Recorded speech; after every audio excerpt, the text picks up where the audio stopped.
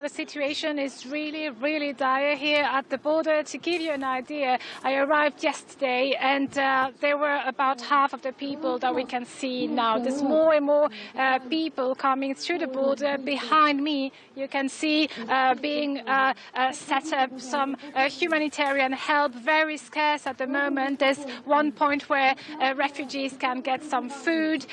There's some tents, white tents here in the back. They weren't here an hour ago. They have just been set up here.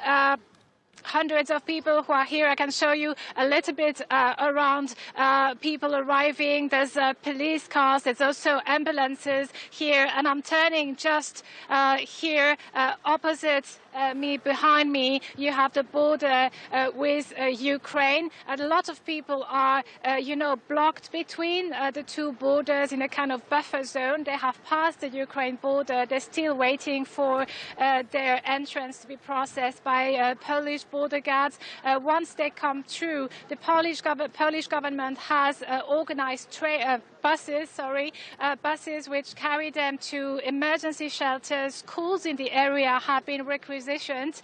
They will spend 1 or 2 nights there before being transported in other cities. Most people arriving do want to reach cities just like Krakow or Warsaw. You could see also a lot of cars here, not only officials' car, the authorities' car. You also have dozens of cars from Polish people coming from Estonia, coming from Lithuania. It's mostly people who have relatives in Ukraine, Ukrainians themselves, who have come here at the border to pick up their families. I was talking earlier to a young man who's Ukrainian. He's left Prague 3 days ago. He wanted to pick up his family, his 70-year-old dad, his mother. His dad had just gotten a heavy operation when the war began, and he just took the road from Kiev.